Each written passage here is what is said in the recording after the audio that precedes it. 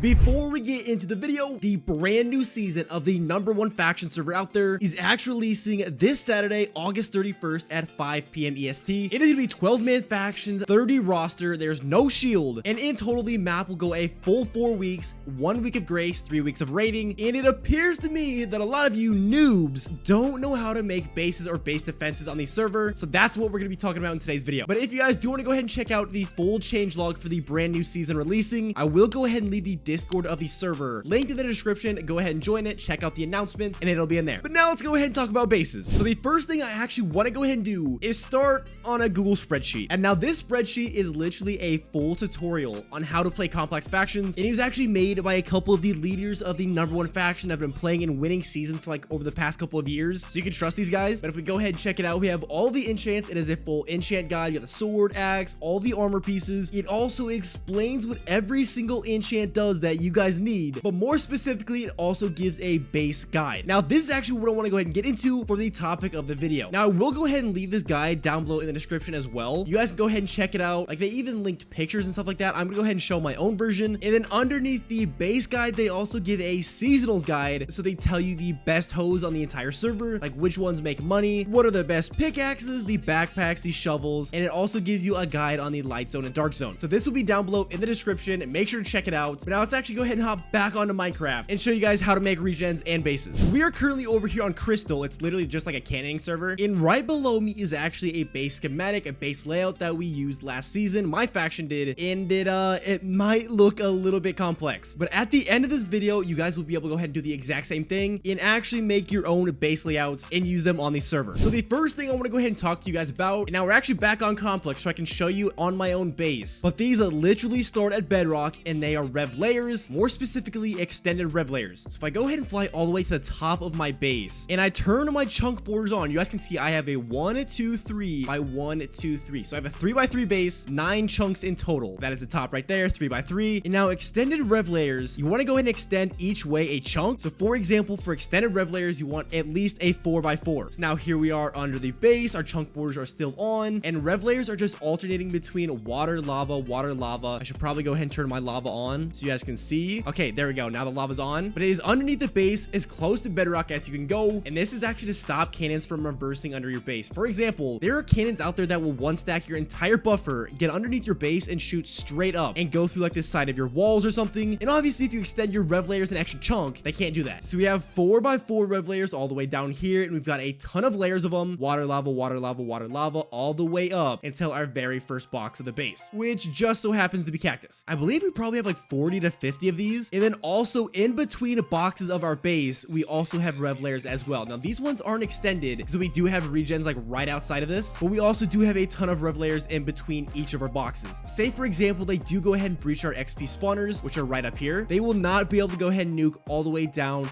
into our ward farm, and if they breach our ward farm, they will not be able to nuke all the way down into our cactus, because this is hand placed cactus. That is a lot of cactus to hand place throughout the season. It takes a lot of time. We don't want to lose that if we get breached right away. So it is very important to go ahead and put Rev Layers, and even more important to go ahead and put extended Rev Layers all the way down at bedrock. So now let's actually go ahead and talk about the very first regen of the video. And now just for you guys to know, the red wool indicates an infinite lava source bucket. So all the way down from bedrock to sky limit, this needs to be a lava source all the way up. The orange wool stands for flowing lava, so you literally just put like a bucket all the way at the top and let it flow down. And then the blue wool is obviously water. It'll be like that for every single regen for the rest of the video, just so you guys know. Now here we are talking about mine chats. They have been around forever, and they work at a minimum of 3. You have to have at least 3 of them for them to work correctly and efficiently, because the thing to note with these regens is you want to go ahead and off center like this back OSRBable block. OSRB stands for one shot regen bust. So these red blocks right here is where cannoners are aiming for. They need to go ahead and get TNT and sand inside of here. So for example, you have your base back here. The cannoner is shooting this way, trying to get into the base. They have to shoot here, and then they have to shoot here, and then here as well. So that is exactly why we want them to be off-centered, because if you had them in a straight line, they wouldn't have to adjust at all. They could just shoot here, and then here, and then here, and go on into your base. And now these best work with other regens, like you have to add a bunch of different regens to make it super annoying for the whoever's cannoning you or raiding you to go ahead and have to readjust a bunch. So they are not the best on their own, but if you use them correctly, you use them with other regens, regens and you have them set up correctly, they can be efficient and they're super easy to do. Up next, we have a set of regen filters with the fronts on them. Now, if you guys currently play Complex, you guys would know these are very popular. People put these for all 6 chunks of regens at their base. They are that overpowered. So now they're actually pretty simple to go ahead and set up, but also notice the exact same thing with the Mindchat regens. They are off-centered. So right here, water will be water 1 block over, water 1 block over as well. And you will want to go ahead and continue this trend of the water block being 1 over throughout however many chunks of regens of these you end up doing. So now, just a side note, you can actually go ahead and end up fitting 4 of these filters in a 1 chunk of regens, which is super good to know actually. So for example, you're allowed 6 chunks of regens on your base, 4 filters per chunk, so 24 filters in total. Now to go ahead and set these up, you pretty much trap water on the inside. Now the specific thing to note about these is obviously this is red wool, which means source lava. So lava all the way down to bedrock, all the way to sky limits. But notice how there is no red wool touching this back right here, because you do not want this to be gen. So there should be no cobblestone underneath this, because obviously this would be at bedrock, you'd be genning this in, but there will be cobblestone underneath every single one of these 3 front pillars. But you do not want cobblestone genned in under this back one, because the base will be back there, the cannoners will be shooting from this way, the base is right back here. And if you do go ahead and gen in cobblestone on that back, what they can actually go ahead and do is stack into that water and essentially get rid of your regen. It just completely messes it up. But if you don't have a back on it, they can't stack into the water, they go ahead and shoot onto the next regen. But obviously there's nothing to worry about, because it will go ahead and regen itself back in. So that's just the one thing to go ahead and note. Offset your regens, and also don't gen in this back side. There should be no cobblestone under this back pillar. And now the super easy way to actually go ahead and gen these in, as you guys can see, you'll be placing a lava bucket right here floating in the air, and there's no block to place them off of. So what I actually like to go ahead and do is set them up with my trays. It's literally every other block: slime, obsidian, slime, obsidian, slime, obsidian. You know, whatever ones are designated to go ahead and be like full of water, and then you skip one,